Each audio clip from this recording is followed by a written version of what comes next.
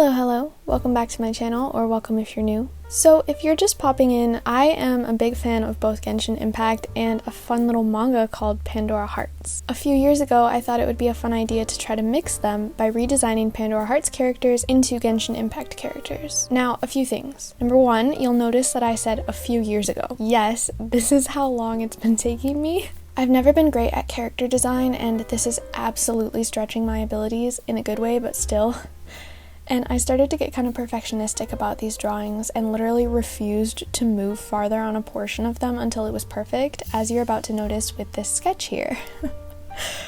For instance, I'm actually speeding up the sketch further than what Procreate already does. So if you're unfamiliar with Pandora Hearts, it's a kind of Alice in Wonderland spin-off-ish, kind of, not completely, but it's also very much its own story. So this character, XERXES Break, is meant to reflect Carol's idea of the Mad Hatter, at least in certain ways. He's very mysterious, a little crazy, secretly melancholy, obsessed with sweets, and generally just a bit eclectic. I wanted to try to capture all of that as well as an underlying Alice in Wonderland vibe in the aesthetic of this drawing, and as you'll see, I spent so much time on every single detail, like honestly way more than necessary. My art eyes have been bigger, or stronger, better, more advanced than my art skills for kind of a long time now, meaning that I can recognize problems that I don't necessarily know how to fix in my art, and that I expect my art to look like better or more experienced artists more quickly than I'm capable of making it look that way. Which is unfortunate because it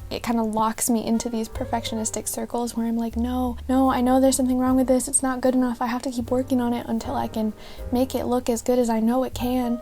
And often when I get stuck in those circles, I am able to eventually make the art look the way that I'm, intending it to look. I've had that like with Elliot's Pandora Impact design. I spent like 6 months on it, and after the 6 months, I was actually really happy with how it turned out. And sometimes I make art now and I'm like, man, it's not as good as Elliot, but I'm at least not taking 6 months to make it. Everything has its good points and its bad points. So anyway, in this piece, I guess I tried to fix that by spending millions of years on every aspect and line and detail. But again, since my art skills aren't actually that advanced, it took me eons worth of tries to get everything to the level I wanted. I had a lot of trouble figuring out this pose, and eventually I just stood in the pose myself and used the photos as reference because I couldn't get it to look right from just my brain. But even then, I clearly still had a lot of trouble getting it to look correct, as you can see by how long just the pose sketch has taken me. Next, I made a board full of ideas and references. Since Break's normal color scheme is purple, I decided to give him an electro vision and tried to make his outfit kind of vibe accordingly. I found a lot of cool, vaguely Lolita-esque / like Alice in Wonderland / like Mad Hatter aesthetic outfits, and for instance, I thought this cake hat was very cool and very on brand, but I felt like Break needed a bit more of a hat-looking hat, so I ended up giving it to Sharon instead, which is a shame in its own way because I also saw some cool-looking teacup hats that I didn't end up using for either of them. Once the pose was at least kind of okay, I moved on to brainstorming the shapes and details of the outfit. I actually had a different document where I messed around with a few different outfit ideas. Here's a time lapse of that, but this was the one I settled on, and when I came to this drawing, I tried to focus more on the actual details rather than just the overall shapes and vibe of the design. I played around with time motifs like the hourglass and the clock because, well, if you know Break, you'll understand, but in the end, they weren't vibing super well with me, so I ended up scrapping them. And I also played with coat shapes, coat colors, hat colors, and the placement of his different little details and thingies. Like I gave him a set of cards hanging from his belt and just a lot of like eye motifs and fun stuff like that. Emily, a doll he carries with him to remind him of a girl he used to know, was supposed to hang from his belt in this original sketch, but by the end of the piece I stuck her up on his hat with the vision. And I used to have a pair of boots that you could fold over to make into like ankle boots, and I thought it would add a fun mismatched vibe to his look to add them and only fold one down. We're trying to give him that cloud energy. We're trying to give him that clown energy, just clowning around. In his canon outfit, Break wears short, almost rubber-looking boots. I'm not sure why. So I tried to mimic them just a little with these fold-over boots.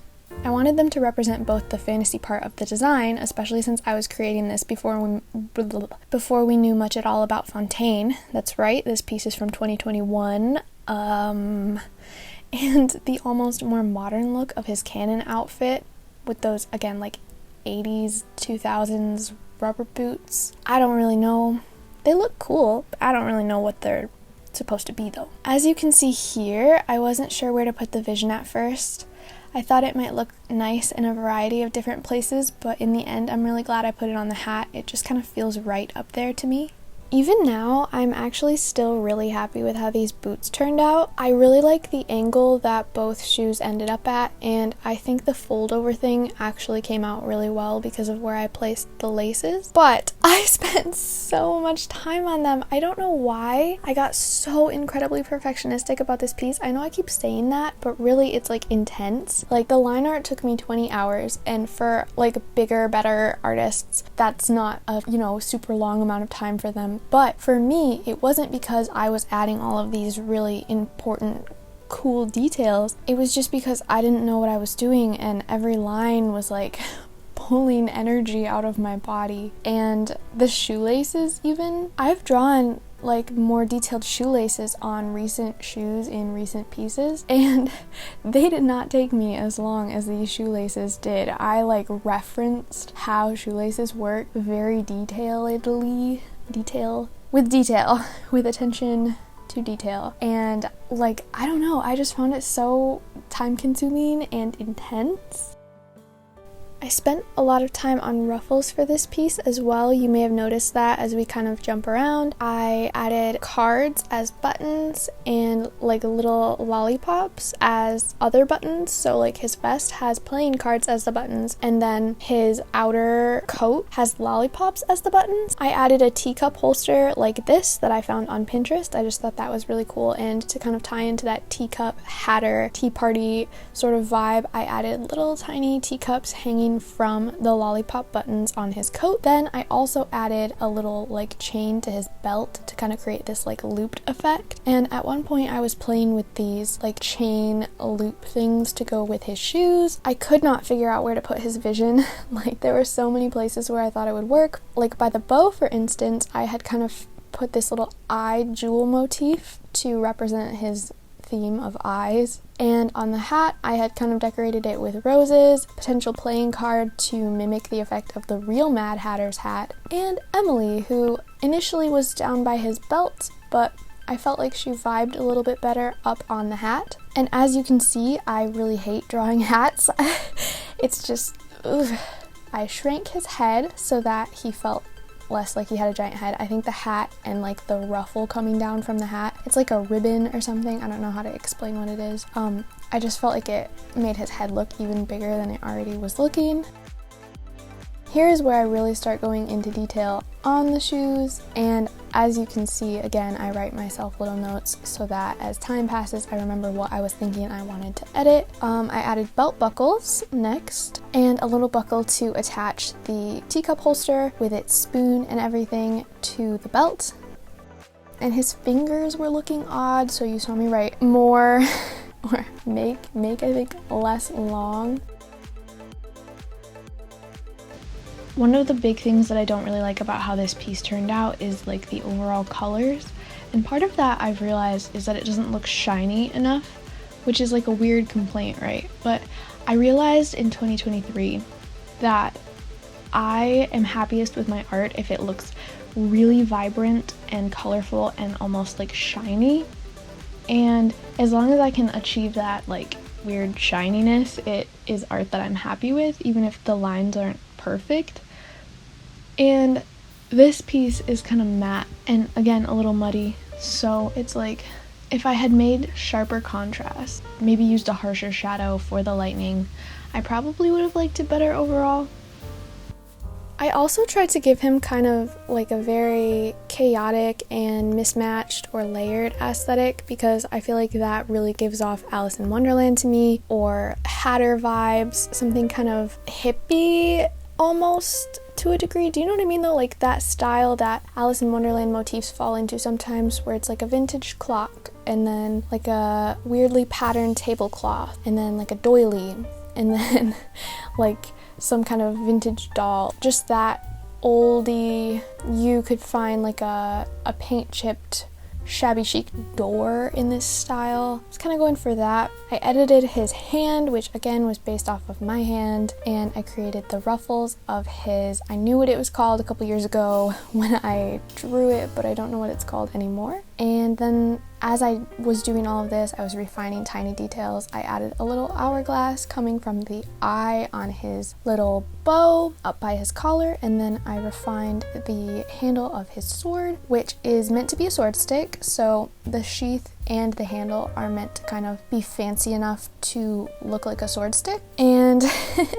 here you can see the laces that ended up taking me millions of years. But yeah, so back to the sword stick. Break canonically carries a sword stick, so I wanted to tie back to that idea. And I added the eye motif once again because that is a feature of Break and it's one of his like defining traits. By those little question marks by his hair, you can see that I was struggling with the way that his hair lays because it's kind of a mix of pointy and more choppy looking, like somebody just cut it in a hurry, which honestly is possible.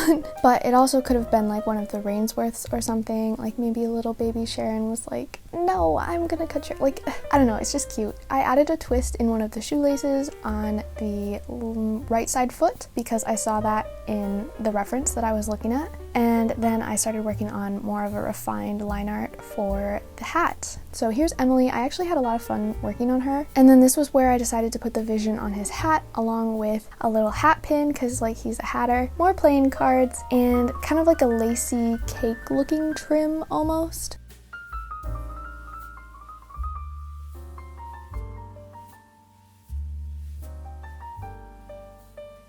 Refining the fingers of his other hand, also looking kind of long and spindly to me, but I also often don't feel like I have very much energy when I draw, and this piece was an example of that kind of thing. I like just, the energy was sapped out of me as I worked on it, and it made finishing the piece kind of tedious and kind of difficult.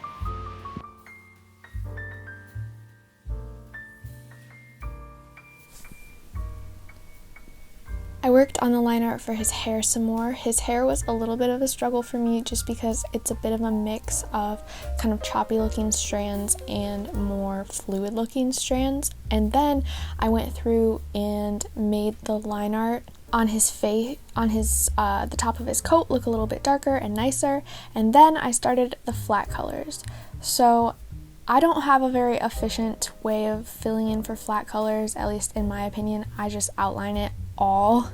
I think if I made the sketch layer a reference layer, it would be faster, but sometimes I get little gaps in my coloring when I do that, and I just didn't really feel like doing it. I also think Break's hair color would have shown up better if I had changed the canvas color to white. I always find bigger sections harder to do this outlining thing in because it's very difficult to follow a long line in like a casual way all the way down to the bottom, and sometimes it's hard to even like draw those long lines. And then I added like a pinkish purplish color to his shoes, which I really liked. Then I started on blush and the overall shading of the skin, which is always one of my favorite parts. His hair gave me a surprising amount of trouble. I like painting his hair when I'm like using Copics or watercolors, but for some reason doing it digitally was just difficult. I think from afar it looks kind of nice, like the gradient turned out good, but I don't think it ended up that like depthy or like full of contrast. Also, I don't know why his eyelashes ended up so thin. I've been making thicker eyelashes since. It's like weird to look at almost in a way. I ended up really liking the gold and the purple when it came to his sword stick, and then I added like a light purple shading to his coat. I mostly shaded with purple partially because white is so malleable and can just take in all the colors and reflect them, and so shadows on white are typically a little multicolored. Also because I knew that I was going to be lighting the whole piece with his electro skill, and so I let the shadows be kind of stark and very purple to reflect the way that that would end up looking. I don't know how I felt in the end about the ruffle behind his hat, but he has it in some of the scenes of the manga, so I thought I would keep it. It's a little nod to that part of his character. And actually here, without the rest of the shading that I know I end up doing, I actually really like how crisp and clean his coat looks, and just like everything in general.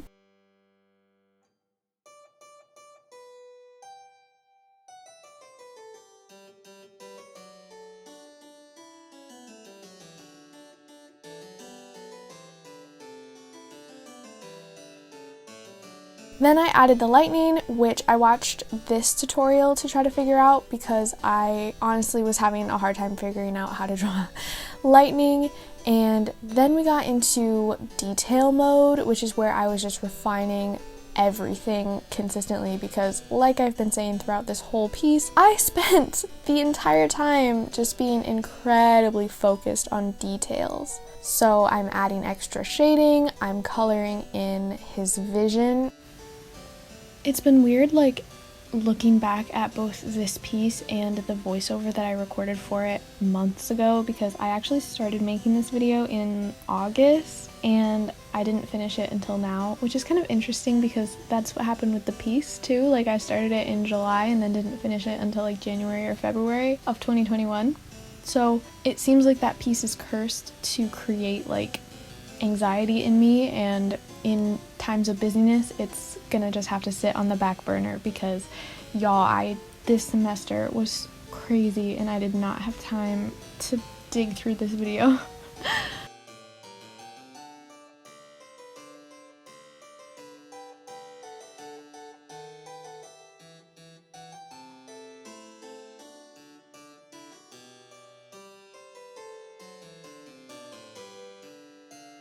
I could tell that there was just overall not enough contrast going on because everything was shaded in purple and in shades of purple.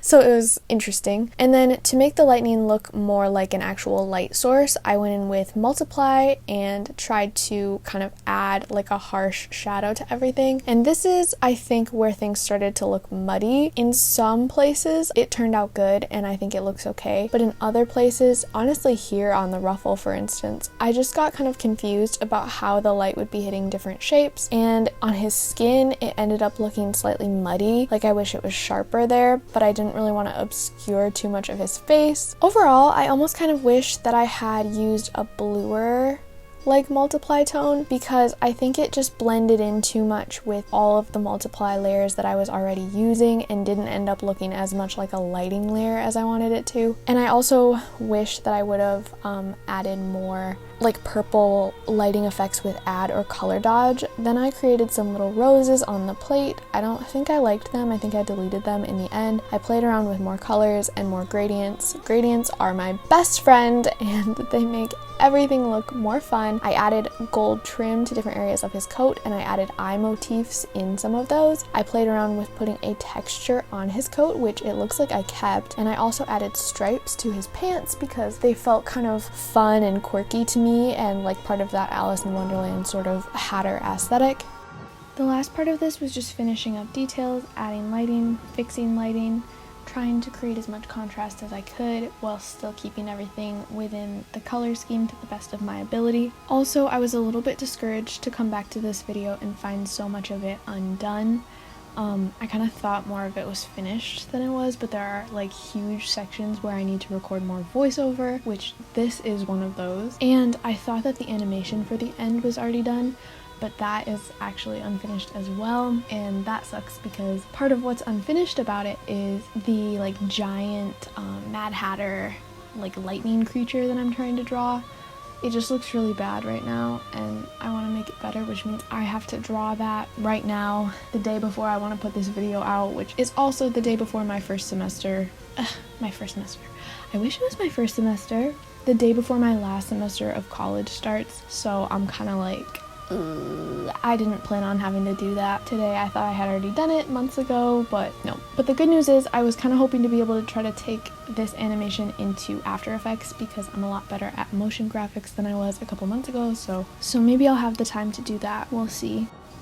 Oh, also, as I tried to finish this piece up, I was gonna give it like a background of some kind. At one point it was gonna look like the character screen in Genshin with all the stars and like their constellation and everything. And then I was like, no, I'm gonna make like a real background and I'm gonna draw Mad Hatter made of lightning, which I am doing for this video, as you know. But suddenly my Procreate file would just crash every single time I opened the file. I don't know if it was the video size, I don't know if somehow it got corrupted a little bit, I don't know if it just had too many layers or what, but it made finishing it literally impossible because it would just crash every single time. And I was kind of worried that I wasn't going to be able to like export the file, so I was like, all right, we're done. I guess it's a sign. And secretly I was very glad to be done because I was having a horrible time.